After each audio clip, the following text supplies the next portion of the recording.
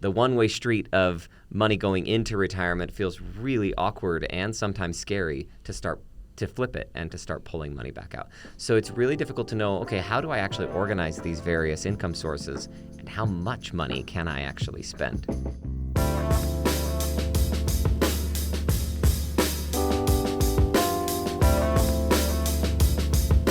Welcome to the Guided Path series. It's part of the Zach Call Money Education YouTube channel. We're excited to have you here. This is the beginning of something big. We are going to do multiple seasons of financial education for everyone. Basically, it should take you from start to finish, meaning the very basics to the more complex within each category of financial education. So we're super excited about that.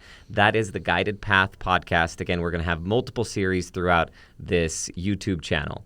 Now, I am Zach Call. I'm the president at Capita Financial Network, and my job is to ensure that our clients get the best financial planning experience possible. And I'm Tony Inkley. I am a media producer here at Capita Financial Network, and I'm very new to this world, so Zach is going to be teaching me just as much as you're going to be learning from him. So our job is to guide you as a viewer through the financial planning process, and if you're doing it yourself, you'll be better armed with the information, the knowledge you need, and then if you're talking to an advisor, you'll be more equipped and be able to understand what's going on in that conversation as well. So the structure again is seasons are a particular topic, and we're going to take you from the most basic within that topic. Let's take investing, for example, the most basic investing to the more complex and how do you bring it all together in a portfolio. Our very first season is all about income planning.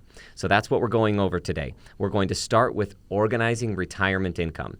Our content in the first season is going to be mostly geared towards retirement income planning, and then the last episode of this season, we will do income planning for younger people. So we'll talk about that later. But the transition into retirement is pretty complex. The organization of income is difficult. So we're going to go through that today, and we'll dive right in. Let's do it.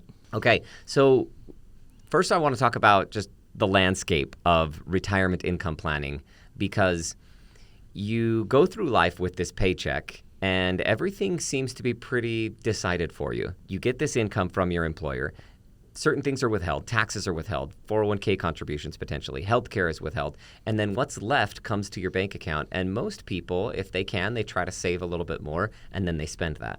And they get in this rhythm that is very comfortable to them, especially after multiple decades of it, right? And then all of a sudden, retirement, in a way, they come in and completely destroy that rhythm, right? Your healthcare premiums are not withheld from your paycheck anymore. And you're not needing to make retirement contributions. You're needing to make retirement withdrawals. So all these things change, and the one-way street of money going into retirement feels really awkward and sometimes scary to flip it and to start pulling money back out. So it's really difficult to know, okay, how do I actually organize these various income sources and how much money can I actually spend? So that's the reason that it is complex, and that's the reason we're going to dive into it. And of course, Tony, as we go, you just fire away if anything. I mean, Tony's job here, hopefully everybody knows, is to keep me from going too far into jargon and keep me from being unclear. So we're excited to get into it together here today. I'm going to dive right into 6 steps. Let's do it. Does that feel like okay? So step 1, you need to gather essential financial information. That sounds simple. It sounds pretty straightforward, but this in particular, we're talking about income sources. And I would start with Social Security. Everyone has a primary insurance amount if you have earned enough in order to qualify for Social Security. So what that means is you have 40 quarters. Who knows why they do quarters? Yeah, I don't know. They do quarters. So it's instead of being years, they basically say if you have 40 quarters, which works out to be 10 years, and that will qualify you to have a Social Security benefit. That will also qualify you for Medicare. We'll talk about some of that later. Okay. So that means that you'll have something called a primary insurance amount. Once again, that's not super helpful, PIA, because it's not really insurance. What it is, it's social insurance. That's why they use that term. What it is it's actually the amount you'll get at full retirement age. So that's important to start with that number. All Social Security benefits will either be more or less than that number depending on how and when you file. But that's an important number to start with. So if you're gathering essential financial information, you're going to start with your primary insurance amount for Social Security. Then, if you have a pension, which if you do, you're lucky, they're pretty much extinct. Most people don't. Right.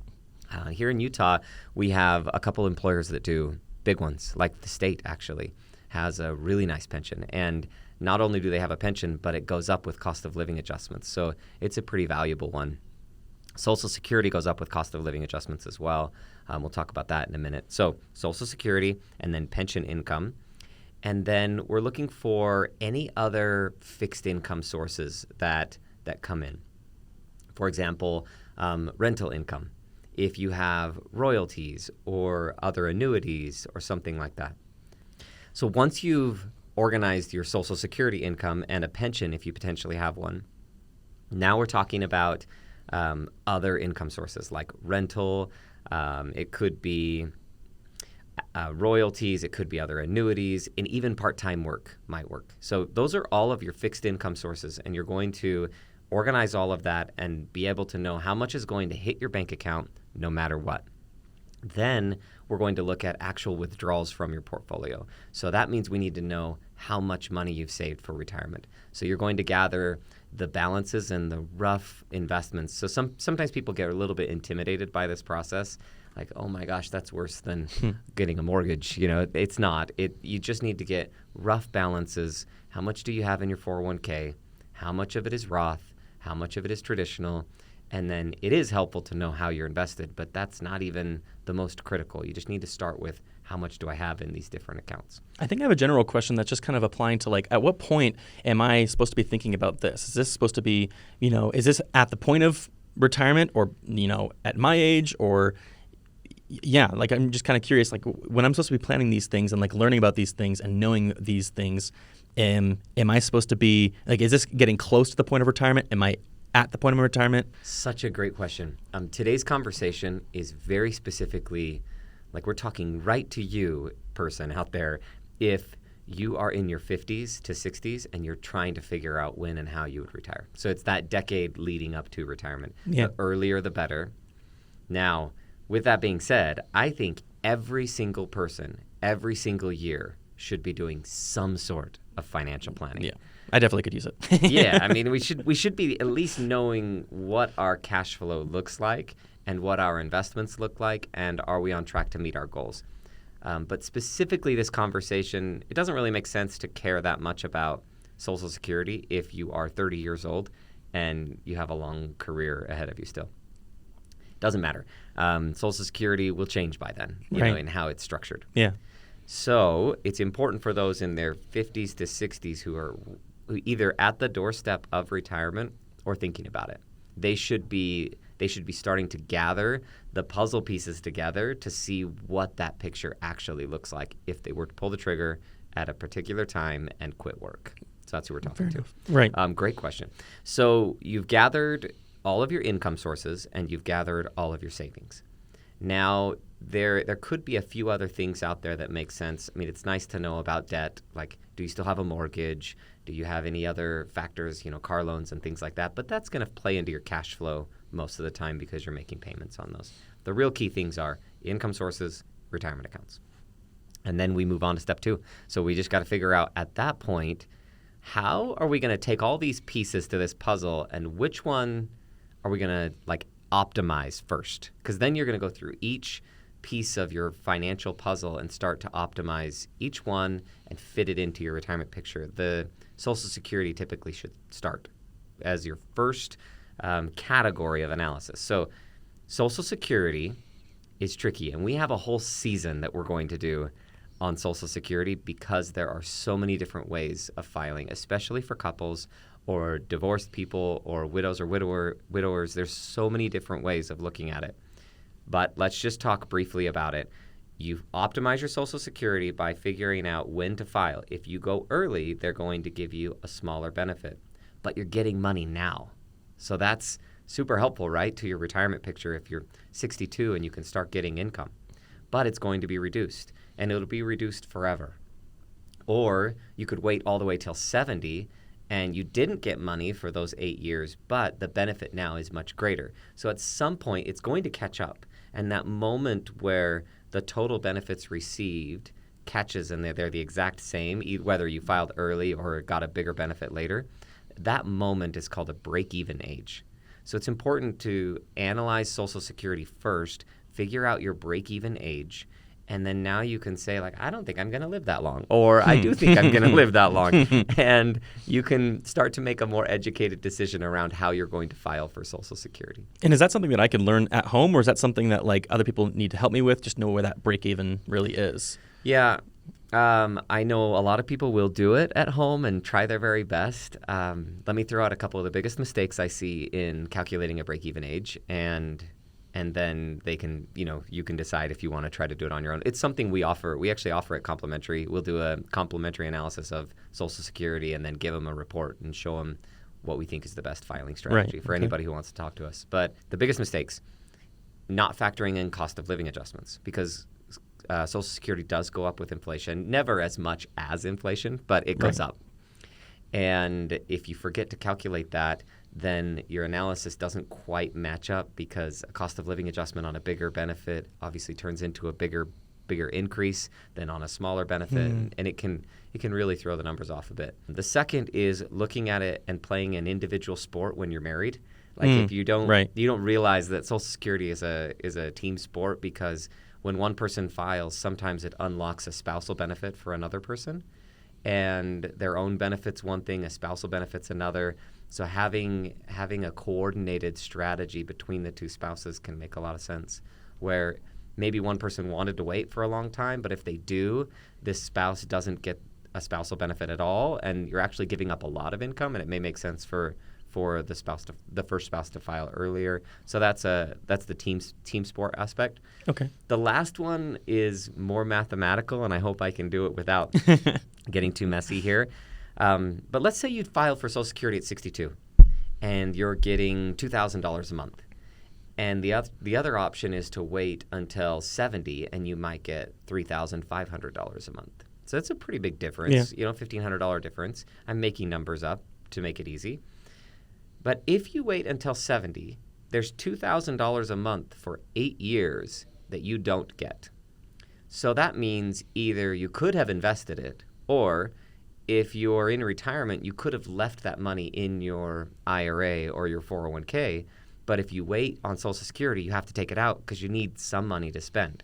So depending on your situation a little bit, you could have made money. You could have made interest on that $2,000 a month that you could have left in your account if Social Security was available to you at 62. So the question is, well, how much is that? So then you say, okay, well, let's say you're a really risk-tolerant person and you invest and you earn 8% growth on this $2,000 a month. There's growth there that exists if you file for Social Security early.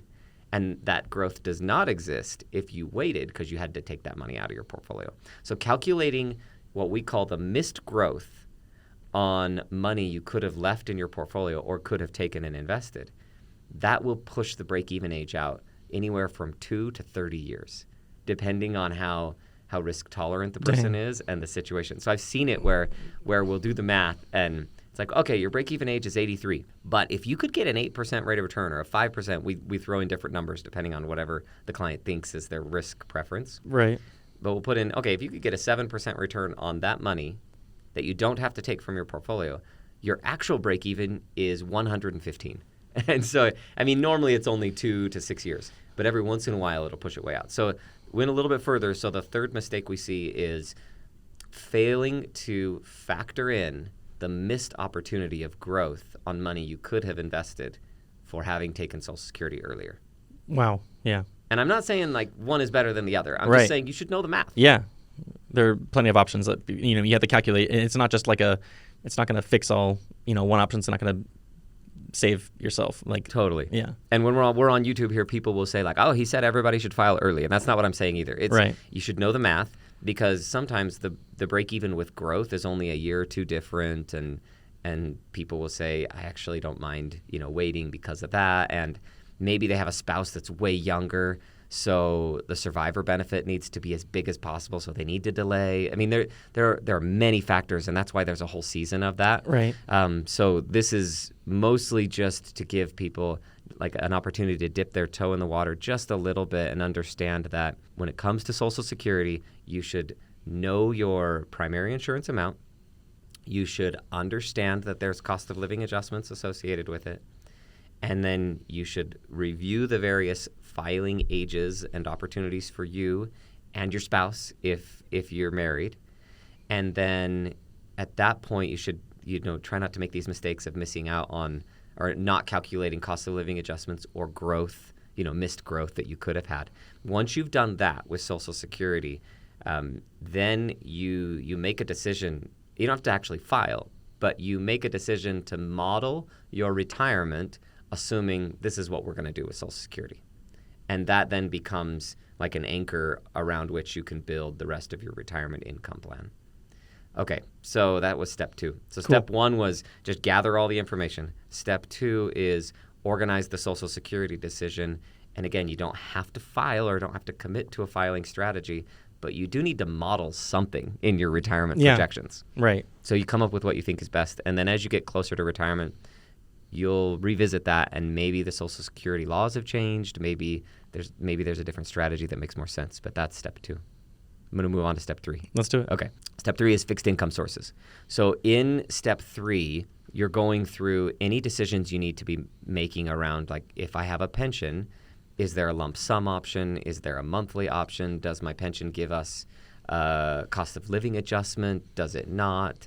What are the survivor benefits on this pension? So you really look at each income source individually. If you have a rental property, are you planning on keeping it forever? How much do you want to model in the inflation adjustments of rents? How much do you think that you might sell it in the future? Maybe you're going to sell it in 5 or 10 years. That will change it so that your income's coming in for a period, but then there's a big influx of cash and you no longer have that rental income.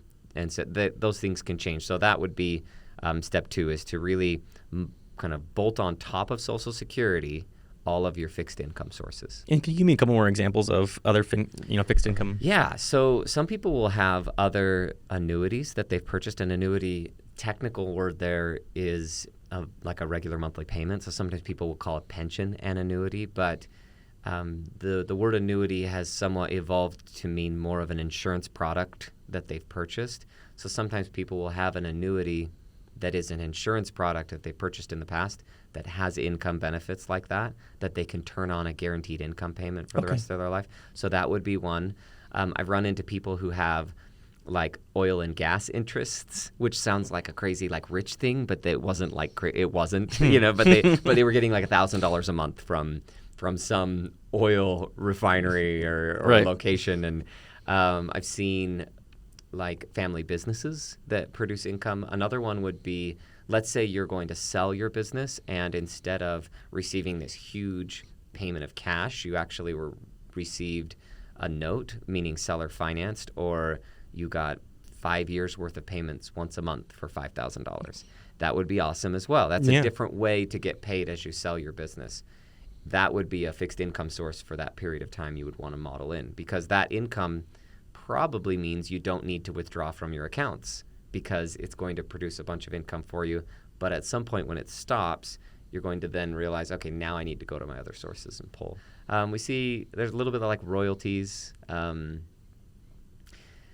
main ones we see, though, are pensions and annuities and rental income.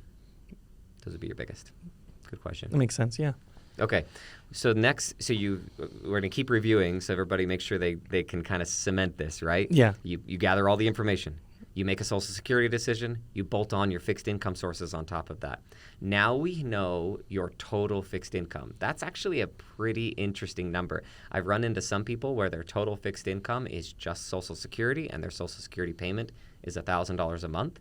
And they're thinking, gosh, that's a big distance between a $1,500 a month maybe Social Security to $8,000 a month worth of spending, what I'd hope to achieve, versus I've seen other people that have $2,500 each in Social Security and $2,000 each in pensions, and they have $9,000 a month between a couple of regular fixed income sources. That's having 6 figures. I've seen that decent amount where they have 6 figures of fixed income, it doesn't matter what their retirement portfolio looks like. They've got a pretty solid base for retirement. So that can give you a feel for how secure your income is and how much more you might want to secure, like if people decide they do want to buy some sort of investment that fixes income in a more guaranteed way. That's an option out there. But okay, so you know your total fixed income sources. So let's recap to make sure everybody feels really comfortable and they're getting the process as we go through. So the first step is gather all the information. Step 2 is organize and decide on a Social Security strategy. That will be the core of your retirement income plan.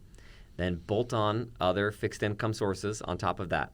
And now we know we've got a good feel on what your retirement data is, your accounts and income, and we know what your fixed income sources are and your total fixed income. And is that measured monthly, or is it? Great question. This is so the preference of the individual. Right. I'm thinking of a couple right now in my head that they think about it annually. And that's rare. Most people do monthly. Okay. But actually, most people are accustomed to every other week because that's how their paycheck comes from work, right? So when people retire, usually they shift from every other week to once a month payments. But their payments hit their bank account at different times. Like Social Security may hit in the second week of the month, and then they'll set up withdrawals from their accounts for the first day of the month. And so it kind of turns back into biweekly anyway. But most of the time when we're thinking about it and planning, I think about it in a monthly payment. Okay. Because it just feels more real than an annual amount for most people. Right. But this one couple, they have us send them the total. They have us send them $80,000 from their own accounts. It's their money, but we do the transactions. So they get $80,000 out of their own account in January every year, and then they don't ask for a dime after that. They just drop it in the bank account and they manage it throughout the rest of the year. That's and then control. In January, exactly. That's not normal. Right. Most people struggle to see that kind of balance and like, oh, I got a lot. They have a hard time conceptualizing whether or not they have budget space when they see that much money and then it just goes down to almost nothing and then it comes back up. Right. Monthly is the way most people go. Yeah. And I feel like a lot of the world just works monthly a lot of the times just with rent or with car payments or whatnot. So Absolutely. It's just, I feel like, yeah. But it's totally preferential, I guess. Yeah. Okay. And in retirement, you have a lot of control over this, right? Right. So some people will say, I want to get all my income to my bank, even if it's more than I need. And then I'll build these little pockets of other bank accounts where I save up for the car purchase or emergencies or whatever it may be. And other people say, no, just send me the essentials. And then if I need more money, I'll go to my accounts and withdraw more. Now, the benefit of the second one is you avoid paying taxes on withdrawals that you don't need because you're able to leave them in the retirement account. Okay. But the benefit of the first one is you truly know exactly how much you need to budget and set aside for emergencies. And sometimes the people who are like, just send me what I need and then I'll call you when I need more, somehow they always need a lot more. Yeah. and so they end up pulling a lot more from their portfolios. And then it can be a little bit difficult to say, okay, if you keep pulling that much, there's a chance this thing could run out based on, we modeled 60,000 a year and you keep pulling 100. Right. And sometimes they forget. They don't even know, like, oh, I didn't realize that every time I asked for $5,000 more, it added up to that much. Okay, so we've gathered the information. We've done a Social Security analysis. We've added on fixed income sources, so we know the total fixed income. And now, instead of saying, like, well, how much do you want to spend, Tony, and put a number out there that's random, we have found that, which, by the way, that's what most financial planners do. Okay. They're like, how much do you want to spend in retirement? And you say, I want to spend $100,000 a month, right? Like, what? Yeah. How do you know? How do you know exactly. what you're going to spend? Obviously, that's not real. But the point is, when we as advisors ask the consumer to be the expert and somehow tell us how much money they can spend in retirement, that doesn't make any sense to me. Right. So what we've found is it's better for us to say, okay, here are your fixed income sources. Now let's model in a safe withdrawal from your portfolio, and then we'll tell you the number. And you can say, like, yeah, I'm ready to retire on that number. Or, not ready to live on that number. I'll work a little longer to make it more. So the next step, the next chunk is, how do you know how much you can take out of your investments without running out of money? Okay. And this is widely debated and constantly discussed. And there's there are a million ways to analyze this, but I'm going to make it really simple because a lot of people have heard the 4% rule, which is if I have $1 million, I can take 4% or $40,000 out and not run out of money. If I keep doing that, and I can increase it for inflation and I won't run out of money. There are some problems with the 4% rule. In what they did, by the way, to figure out that was the number instead of 4.5, 5, or 10 or whatever, is they said, let's model in different withdrawal rates over 30-year windows, and then we'll slide the 30 years up and down the scale of time, and we'll figure out which one, with a diversified portfolio, what's the withdrawal rate that never runs out of money. And it turned out to be 4%. No. They did that. They did this back in '94. Okay. Now, the person who did this, supposedly he said that he never intended for that number to be used as everyone's retirement planning withdrawal number. Okay. It was just a study that he did to kind of help with some of this analysis. All right. Okay, here's the problem with the 4% rule. They did a study to say in every single scenario this thing will work. But that means that they had to account for like the black swan environments, right? So you can actually withdraw more than 4% and be good 90-something% of the time and be just fine. So in other words, if you're taking only 4%, you're probably leaving some income on the table. So how do you avoid running into one of those few scenarios where it doesn't work? If the markets drop and your portfolio goes down, just take a little less that year and we're good. Like, that's it. Yeah. So that's where people get a little bit turned around. They get really scared. But retirement is not about this flight path where there's no pilot on board and you send the plane up and hope that it lands in the location you sent it to. I mean, there's a pilot on board. There's you and maybe a financial advisor. You can make adjustments along the way. So the 4% rule, in my opinion, it's crazy because some experts have said that it's maybe too high. But every time we run the math and every time we model it out in multiple ways, and the thousands of people we've walked through, they're not running out of money taking 4.5% and 5%. They're running out of money for other reasons. It's usually because they're taking 10%, which we all know that doesn't work. Yeah. So that's one way, the 4% rule. The other way people do this is they run what's called a Monte Carlo simulation, which I'm going to try not to go too deep here, but basically imagine that markets could go up or down. And if they go down right out of the gate when you retire, that's way worse for you than if they go up right out of the gate and then later they go down.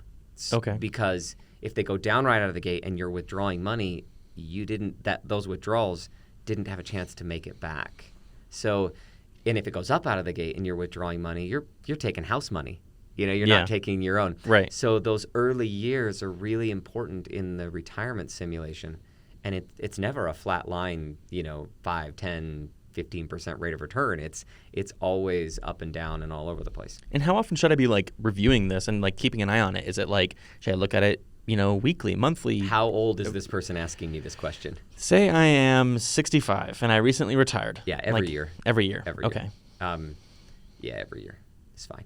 And then there are triggers you can have for adjustment, but if you do, which later we'll talk about how to structure a portfolio, if you do it right and you set aside a couple years worth in very safe things, then the retiree doesn't have to panic when the market drops and think, I can't sell and I can't live this month because I just lost half the portfolio value. That's not how it works. If you have 2 or 3 or 4 years in something that doesn't go down when the markets go down, then you don't even have to think about it for a year. Okay. And that's usually ideal.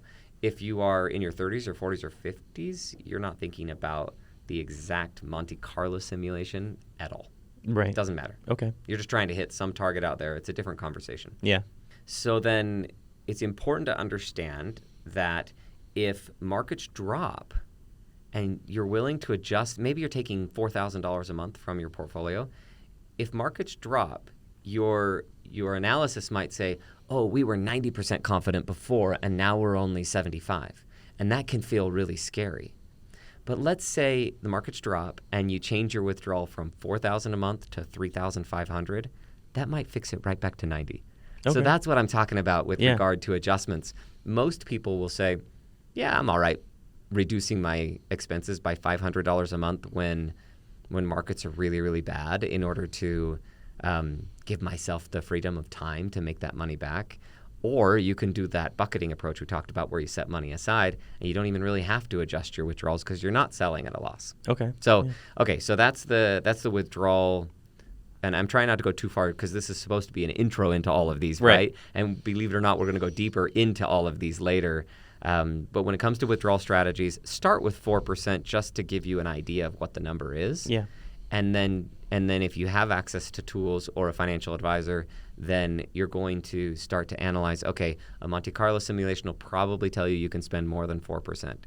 And looking at straight line returns is absolutely going to tell you can spend more than 4%. And even though that's not the best way of looking at it, and then looking at how much you're willing to adjust based on market conditions. And that's step 4. So that's all like withdrawal strategies. So we've organized your info, you got your Social Security organized, fixed income organized, and now we are able to tack on top of that. We think we can spend $4,000 a month from this portfolio. And now we know the total cash flow that we think this person should have. From there... Monthly. Yes. Yeah, okay. Yeah. And again, it kind of whatever the client wants, but I like monthly. Easier. Yeah. So for my sake, monthly. Monthly. Okay, so let's say that person had Social Security and a pension and spouse had Social Security, and then they take $4,000 a month from the portfolio. So maybe all of that adds up to $8,500 a month. So now we know we have this individual with $8,500 a month, which is really close to $100,000 a year. And they are married, so it's a married filing jointly situation. So category or step 5 is managing inflation and taxes on that cash flow. Because $8,500 today buys a certain amount, and we're sitting here in 2025 having gone through some pretty steep inflation in the last couple of years, and we're staring down tariffs right now that could be inflationary. So all of that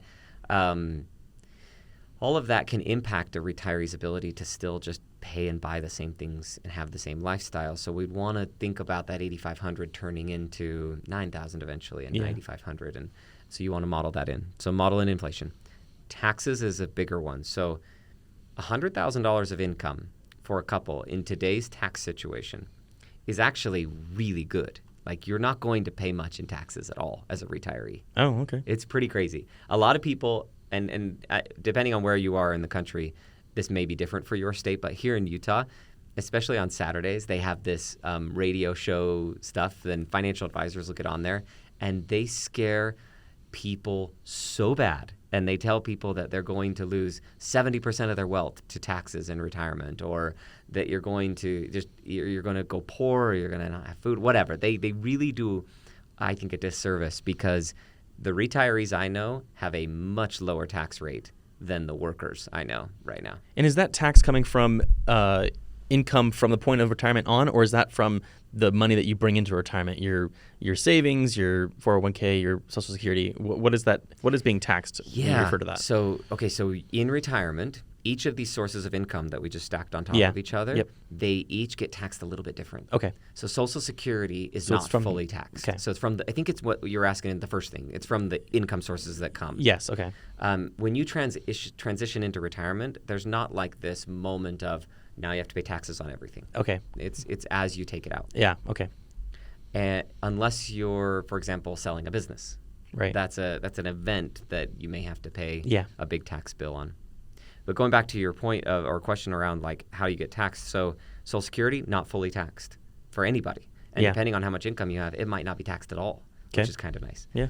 Pensions, typically fully taxed as regular income. And then withdrawals from your accounts, depending on what kind of an account it is. If it's Roth, it's no tax on the way out.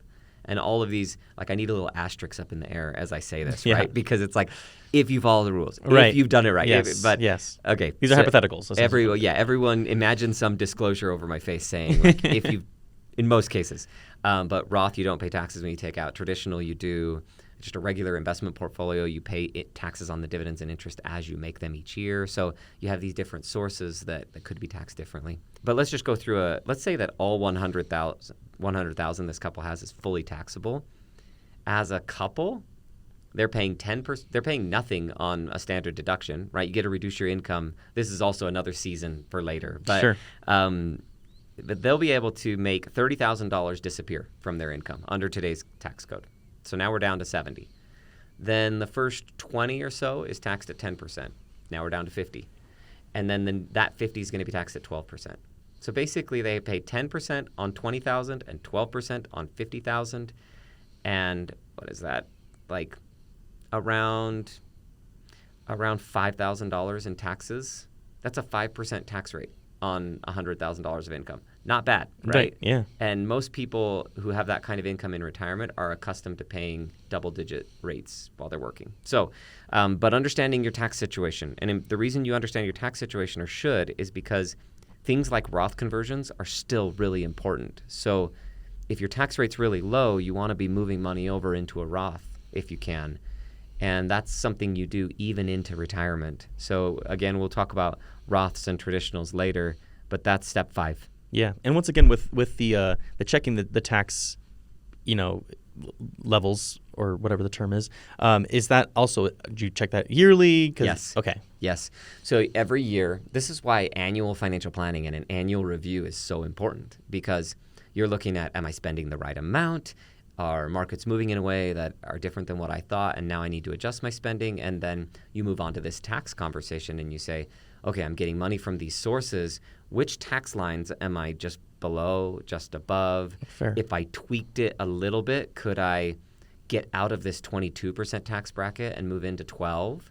If I tweaked it a little bit, could I bring down my Medicare Part B premiums because those are affected by your income? If I doubled up on my charitable giving, could I get an itemized one year and standardize the other? I'm just throwing out things that throughout the seasons of these episodes we're going to really teach people how to do. But that's the analysis that should happen every single year. Cool. Okay. And your annual Roth conversion, for example, could be 0, or it could be 100,000. It could be everything in your traditional. And it just depends on your tax situation as to how much you're willing to pay taxes on to move it over into a Roth. Again, we'll go over that. But that is an annual conversation. Cool. Absolutely. Right. Okay, so let's recap the 5 steps so far. Okay, so are you doing it or am I No, doing it? I can't do it quite yet. Okay. I might have to wait until the 6th. I was super impressed, Tony. I was like, look at him go. Gather your essential financial information. Make a Social Security plan. Yes. Fixed income sources. So Withdrawal. Oh, sorry. Yeah. And then organize. So you do your fixed income sources. Step 4 is I'm like showing the table. Yeah. Step 4 is withdrawals. And then step 5 is managing inflation and taxes. Okay. And then step 6 is our last step, which is it's funny, you naturally thought of this. You must be like a planner by heart. But step 6 is creating a sustainable plan that can be monitored and managed easily. Okay. So you're mapping out 5 to 10 years worth of what this should look like. And anything beyond 10 years, obviously you want to map out to ensure that you're not going to run out. But think about how much changes in 10 years in the world. And it's not worth fussing too much over something that may happen in 15 years. So you just want to map out the next 5 to 10 years worth of cash flow and tax strategy and make sure you feel really comfortable with it. Mapping out how much you're willing to adjust your spending based on portfolio performance, and when you're going to look at those things, how often, and the more you're willing to adjust your spending, the higher you can actually spend in the beginning. And then mapping out your cadence for, like, this is my time frame in which I'm going to do my annual tax review, and this is my time frame when I'm going to do my annual cash flow review and my annual investment review, and make sure that those 3 things, we believe those 3 things should happen every single year. Okay. There are other topics like estate planning and college savings and a few other things that you can do and kind of set them and forget them to a certain point for multiple years at a time. But cash flow, investments, and taxes should be looked at every single year. And by the way, that's not specific to retiree. That's for us too. Like anybody at any age should be looking at their cash flow, investments, and their tax situation. Okay. Okay, that's step 6. Okay. Kind of the monitoring process Yes. of it. What is your system for pulling it together? So something more personally that I feel like I've learned from like Atomic Habits, James Clear book, and Essentialism, Greg McKeown book, both of them fantastic books, are they teach you that most people are not that great with willpower and self-control, but we're really good at following systems that are already set up. Yeah. So instead of forcing yourself to be like, yep, I'm sure I'll feel like running through my budget in the future, because you won't. Right. Then set up a system that makes it easy and reduces friction and makes financial planning natural and more fluid. Right. Yeah. Okay. So the last things we would talk about really are like, what are the biggest planning mistakes and some key takeaways, and move on. Honestly, that was the next question I was going to have, was just like, how do you monitor, if your plan's going to work or not? I mean, and how often can you reevaluate that plan? Can you? Obviously, you can change it for yourself year by year if it's not working. But say if I set this 5 to 10 year plan and I'm like, I don't know if it's working for me as well as it needs to be. Like, how often should I be reevaluating that? Because, like you said, like sometimes I can only be, as strict to my own plan as I'm allowing myself, and so. Right. Yeah, I'm curious, how often should I be reevaluating that as well, just in terms of how it's working for me? That's annually for sure. Yeah. Good financially minded individuals look at their finances at least annually. Yeah. And then the nerds look at it weekly. Yeah. Depends on, and really you shouldn't look at your long-term goals weekly, because you'll get discouraged. Yes. Because compound interest has this takes a flat long line time. and then The climbs, exponential, right? Yeah. So if you're looking at this flat line weekly, you'll get discouraged. But you should look at your cash flow pretty regularly, maybe monthly, to get a good feel for where you're actually spending money or how that's working. And but if your point around like, hey, I'm not sure this is the right amount for me, I'm not sure that I have the right cash flow, that type of thing is maybe monthly to yearly, depending on how painful it is for you. Right. If you're like really hating retirement and you just got into it and you're like, this is crazy, this is so much less than I thought. Well, let's talk about that right now, because as you get older, your job prospects are fewer. Yeah. Like, if you're 70 to 80, employers are not looking at you the same as they are when you're late 50s to early 60s. And you might be less interested and willing and Totally. health-wise. So anyway, so if you're feeling like it's really not working and it needs to be a lot more, I would say sooner than later on your retirement age people. And I think, and this is really helpful, because so much of the mentality I've had with retirement, with my limited experience with finance and financial planning, is that to me, it always seemed like this set in stone thing where like I'd make a decision right then and there and I'm retired, and then I just live off of my money for the end of my life, and it's not. Mm-mm. It's not like that. It's constantly fluctuating. It's moving, and that's up to me too. And I can help, push it even, further where I can get it, to really capitalize on my wealth, I guess. Right. Oh, absolutely. And it is a major difference between, that flight path conversation. It's not like we're pulling a rock back in a slingshot, wrist rocket. That's how old I am. Like wrist rockets and rocks. It's not like we're pulling back a wrist rocket, sending that retirement rock up into the air and be like, man, I really hope that thing hits what it's supposed to hit at the other side. Right. It is more like an airplane with controls, and it's not like a super maneuverable one. Like once you kind of set a path, you want to be within degrees of headed to the correct destination. Sure. And you want to be able to adapt it gradually and carefully, and not make wild swings in someone's life financially. I mean, money affects more than we realize, so you don't want to mess with their life too much. But you're right. It's a living, breathing thing, this retirement plan, that should change and be monitored and adjusted every year. I mean, think about life changes: divorce, marriage, kids, grandkids, kids getting divorced and being in maybe a really difficult situation. We see things like that just totally create upheaval in a retiree's life. And if you're inflexible in your retirement conversation, then that can be tricky. Yeah, makes sense. Okay, so some of the biggest mistakes: misjudging spending needs. So I think it's wise before you get to retirement to have some clue as to what's happening with your money. Yeah. I know that sounds crazy, but we get people that will come in and say, yeah, I told my boss last week I'm done. And we'll say, oh, did you? And this is the first time we've met them. Yeah. And they'll say, okay, what does retirement look like for me? We're like, what have you done for retirement? So that happens. There will be people that just pull the trigger having no clue.